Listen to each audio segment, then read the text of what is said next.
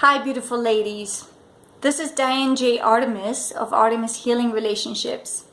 And at Artemis Healing Relationships, we believe that you are already capable and whole, and that you deserve to be in a happy and healthy relationship.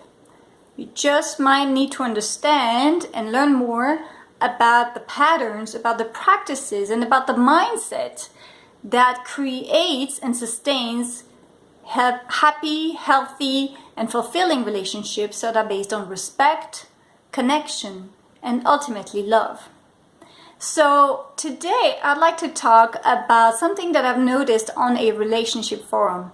As a relationship coach, I look at a lot of content as it relates to relationship, and I came across this one question that a lady asked on a relationship forum. And she asked, how do you scold your loved one? Now, for the ladies who are part of my private group, Healing Relationship Circle, you might be a bit surprised by the word scold, because we are looking at evolving and at improving the standards of our relationships. We are not looking at scolding our loved ones.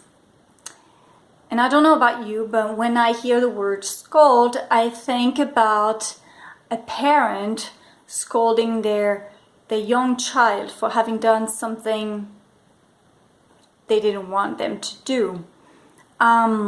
So here on this platform, we're talking about adult relationships. And one thing that damages adult mature relationships is to treat the other one as a child. That is one thing to avoid doing. And it's particularly true in intimate relationships, but not only. It's also true in the relationships with your adult children. They do not wish to be treated like children or like young children anymore. They might want the guidance, they might want the input, they might be looking for the empathy or just your presence, and that might be enough. But that is a little something that I wanted to point out here.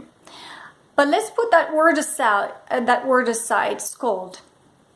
And in a way, unknowingly, you might be scolding your loved one without you being aware of it.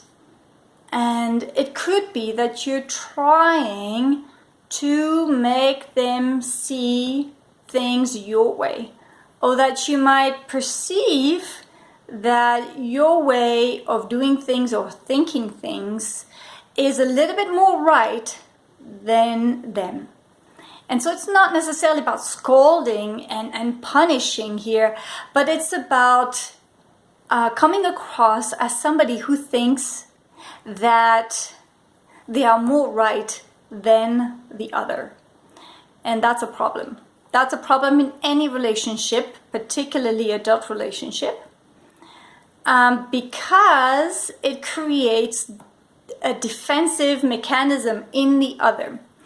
And that defense mechanism breaks the connection or the potential for connection between the two of you. So what I suggest to you listening or to this lady who was asking about how to scold her loved one would be to not practice trying to be right, or trying to scold, or trying to punish, or trying to set somebody in the right direction, because it is a sure way to backfire. Maybe not this time, maybe not the next time, but if that's something you tend to practice over and over again, it will erode the relationship over time. So instead, go back to the feelings that you have as they relate to you, not the other. And try to go deeper into the needs that you have beyond the feeling, beyond the emotion.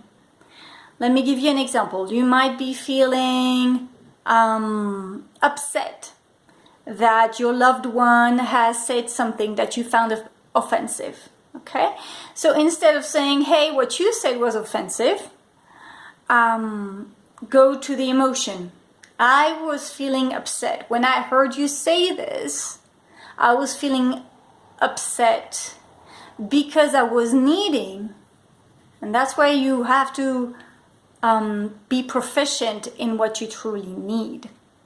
And these are the human needs that we all have. Maybe you were needing empathy. Maybe you were needing understanding. Maybe you were needing peace. Maybe you were needing kindness. What is that need that you have beyond the feeling, whether it's upset or something else?